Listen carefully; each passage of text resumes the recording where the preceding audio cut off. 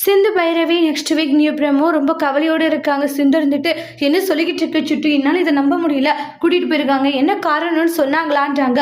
இது மாதிரி உங்களை 6 மாதம் வேலையை விட்டு சஸ்பெண்ட் பண்ணியிருக்காங்க இல்லையா, அதே மாரி உங்களால் எப்படி இதை ட்ரீட்மெண்ட் பண்ண முடிஞ்சுன்னு சொல்லிட்டு அவங்க கேள்வி கேட்டாங்க.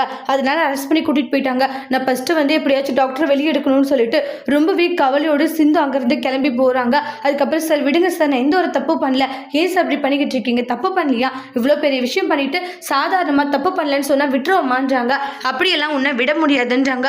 உனக்கான தண்டனையை நாங்கள் கொடுத்து தான் ஆகணும்னு சொல்லிட்டு அரெஸ்ட் பண்ணி கூட்டிகிட்டு போயிடுறாங்க. அப்புறம் ஸ்டேஷனுக்கு போயிட்டு சிந்து இருந்துட்டு, சார் எதுக்காக சார் அவரை அரெஸ்ட் பண்ணீங்க, ஏமா உன்னை மலை கோயிலில் கடத்திட்டு போய் தாலி கட்டியிருக்கா, அதெல்லாம் நீ ஏற்றுக்கட்டியமான்றாங்க.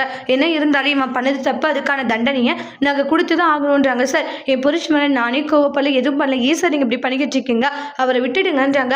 அப்படியெல்லாம் சாதாரணமாக விட முடியாதுமா, அவங்களுக்கு சரியான ஒரு தண்டனையை கொடுத்து தான் ஆகணுன்றாங்க. இங்கே பாருமா, எங்களால் வெளியே விட முடியாது, ஏன்னா அவரால் உயிருக்கு ஆபத்து வந்துருச்சுன்னா பசங்களுக்கு என்ன பண்ணுறது சார், எப்படி சார் நீங்கள் அப்படி சொல்லலான்றாங்க.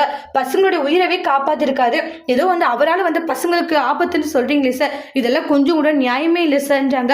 நீங்கள் நினைக்கிற மாதிரியெல்லாம் இல்லை, அவரே இல்லைன்னா அங்கே இருக்கிற எல்லா குழந்தைங்களையும் காப்பாற்றிருக்க முடியாது சார்ன்றாங்க. தயவு செஞ்சு அவரை வெளியே விடுங்க சார்ன்றாங்க. அவரை உள்ளே வச்சிருக்கிறதா சார் ரொம்ப பெரிய தப்புன்றாங்க. அவர் மட்டும் இல்லைன்னா எத்தனை குழந்தைங்க இறந்து போயிருப்பாங்க தெரியுமான்றாங்க. ஒன்று அதெல்லாம் சொல்லி அதுக்கப்புறமா பார்த்தீங்கன்னா, சரிம்மா நீ இவ்வளோ தூரம் சொல்கிற, அதனால தான் நான் வெளியே வர்றேன்றாங்க. ஆனால் இருந்தாலுமே அவர் உன்னை மலை கோயிலை வச்சு தாலி கட்டுறது ரொம்ப பெரிய தப்புமா, எந்த பொண்ணும் அதை ஏற்றுக்க மாட்டான்ற மாதிரி சொல்கிறாங்க. இப்போ சிவகோவமும் மறைச்சிட்டு இருக்காங்க. அதோட இந்த பிரமோவை முடிச்சிருக்காங்க. தேங்க்யூ.